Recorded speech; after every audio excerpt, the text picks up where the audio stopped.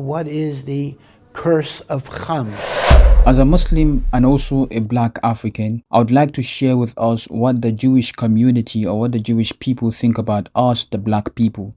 It doesn't really matter where you're from. You can be an American or a Chinese, as long as you're dark skinned or you're black. They have this preconceived notion about us, the black people. And this will be coming, you'll be hearing this from some of their greatest rabbis of today. And also, I'd like to share with you what Islam thinks about you being black, dark skinned, and these things will be coming from the Quran. I will be quoting from the Quran and also the ahadith of the Prophet ﷺ. If you're new to this channel, hit the subscribe button, like this video, share, and comment positively so it may reach a wider audience. So let's watch their clips and come back. There are some midrashim that say that the curse of Cham, or Canaan, let's say, Canaan, was blackness. That he was cursed, that his descendants will be black. And there were those, and I have to say, unfortunately, even some Jews, who in the United States before the Civil War, used the curse of Cham as a justification for the enslavement of African Americans. They said, hey, black people are supposed to be slaves, black people are supposed to be inferior, and they pointed out to the curse of Cham. Now, it happens to be that Jewish law permits the enslavement of any non-Jew, white or black. That's another question which got raised, but that has nothing to do with racism. That's just a heter that we are allowed to enslave non-Jewish populations. Cham in Hebrew means hot. It's very hot. Where did they go? To Africa. All over the African country. You know? So Cham he had 4 sons. His 4 sons were Cush, Put, Mitzrayim, and Canaan. So Noah cursed the 4th son of his son Cham, meaning his grandson. Canaan. Arur Canaan. Canaan is cursed. Eved avadim yeh le'echav. He will always be a slave to his brothers. And that's no wonder why the black people in Africa were slaves. It's no coincidence. Why the Chinese were not slaves. Why other countries from Europe never became slaves. Why all of a sudden they take, not because they were black.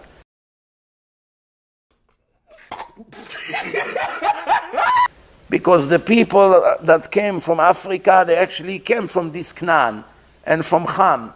And the curse of Noah actually went to them.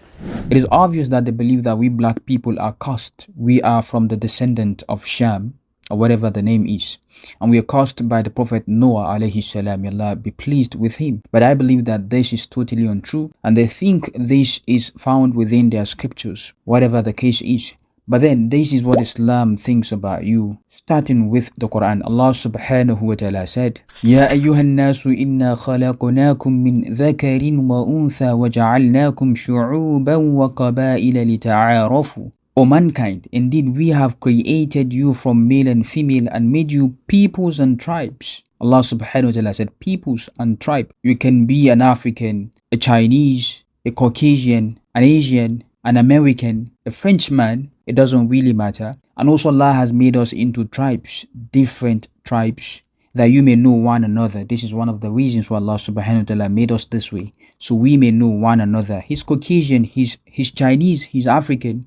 Allah further said in chapter 35 verse 28, وَمِنَ النَّاسِ وَالدَّوَابِ وَالْأَنْعَامِ مُخْتَلِفٌ أَلْوَانُهُ كَذَلِكَ.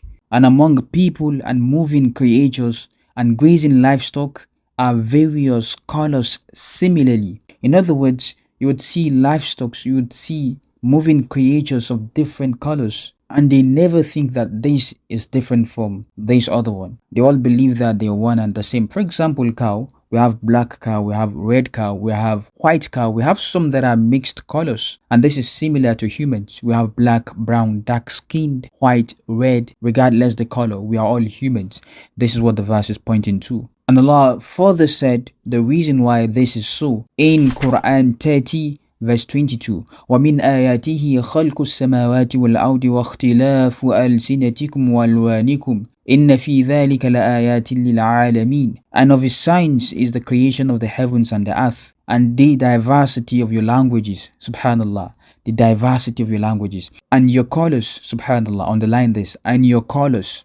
Indeed, that are signs for those of knowledge. As you can see, these people that call themselves rabbis and whatever the name is are not in the list knowledgeable. Allah has created us for diversity purpose, so we may get to know one another. These are the reasons Allah subhanahu wa ta'ala has brought forth for the creation of humans with different skin tone or colors. And moving forward to the ahadith of the Prophet ﷺ, we would see this in Musnad Ahmad, volume 5, page 411, where the Prophet ﷺ mentioned in a sermon he delivered during the days of Hajj. He said, "O people, certainly your Rabb, in other words, your Lord, is one. Your father, in other words, Adam alayhi salam, is one. An Arab has no virtue over a non-Arab, nor does a non-Arab have virtue over an Arab. A red-skinned person is not more virtuous than a dark-skinned person, nor is a dark-skinned person more virtuous than a red-skinned person, except through taqwa." Taqwa here means except the one that fears Allah the more. We would also see in Musnad Ahmad, volume 5, page 158, where the Prophet ﷺ told Abu Dharr radiallahu anhu, "Behold, verily you are not better than a red-skinned or black-skinned person, but rather only by virtue of taqwa." Remember, I said taqwa means the one that fears Allah subhanahu wa ta'ala the more. The next hadith is found in Sunan Tirmidhi, hadith 3270, where the Prophet ﷺ addressed the people at the conquest of Mecca and said,